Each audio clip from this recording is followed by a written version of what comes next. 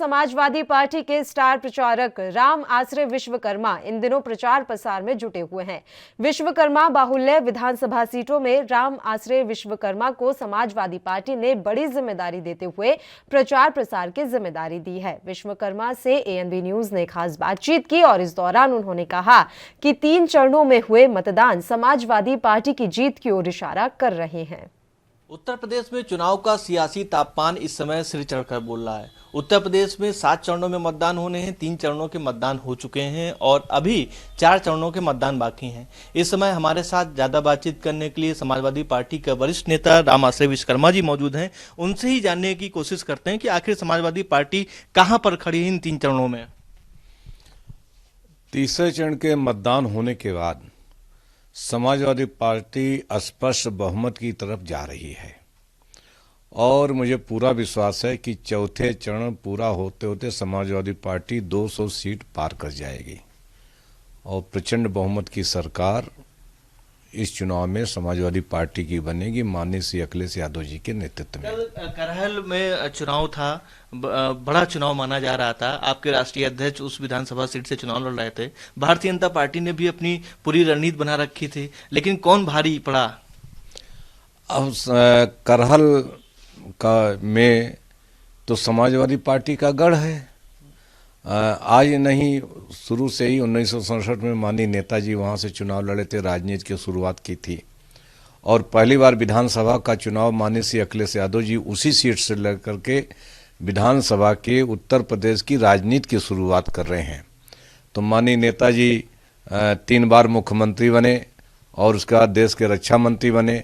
उसी सीट से श्री अखिलेश यादव जी चुनाव लड़ करके और भारी मतों से जीत करके प्रदेश के दोबारा मुख्यमंत्री भी बनेंगे और परिस्थितियां साथ दी तो आगे जाकर देश के प्रधानमंत्री भी बनेंगे। बीजेपी लगातार समाजवादी पार्टी पर निशाना साध रही है कि ये गुंडों की पार्टी है। अगर समाजवादी पार्टी सत्ता में आ जाएगी तो जो प्रदेश का जो माहौल है वो खराब हो जाएगा, दंगाई प्रदेश बन जाएगा, महिला असुरक्षित रहेंगी। इस तरह का जो माहौल बना रही, क्या उसमें भारतीय जनता पार्टी सक्सेस हो पा रही है या नहीं?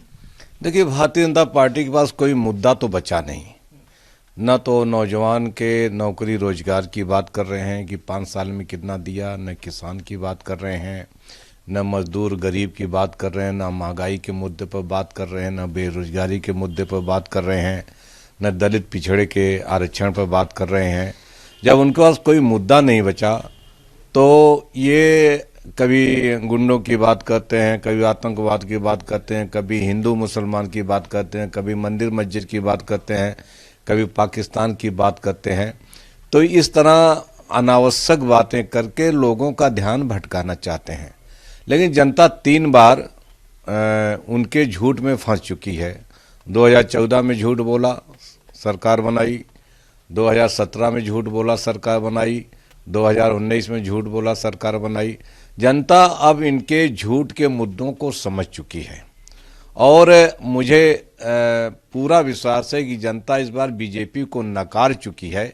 इस बार भारतीय जनता पार्टी की करारी हार होगी और समाजवादी पार्टी की बहुमत की सरकार बनेगी। श्री अखिलेश यादव जी प्रदेश के मुख्यमंत्री बनेंगे। आप समाजवादी पार्टी के स्टार प्रचारक भी हैं, आप कई विधानसभा सीटों में जा रहे हैं, प्रचार प्रसार कर रहे हैं। किस तरह का माहौल है, किस तरह की जनता क्या कह रही है आप लोगों से?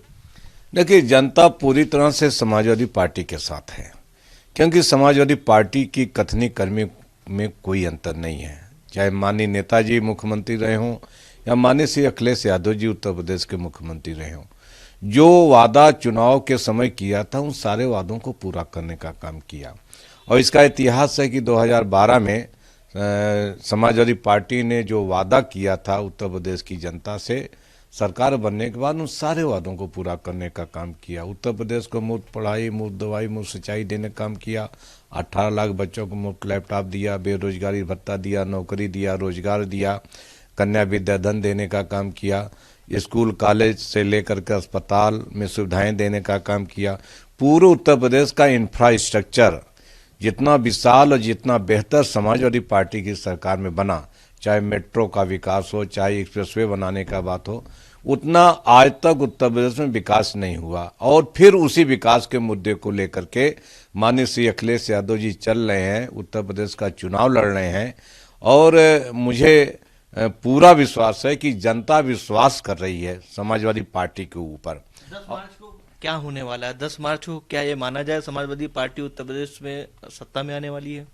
10 मार्च को जब रिजल्ट निकलेगा तो समाजवादी पार्टी की प्रचंड बहुमत की 3/4 से ज्यादा सीटों पर जीत करके सरकार बनाएगी और माननीय श्री अखिलेश यादव जी प्रदेश के मुख्यमंत्री बनेंगे।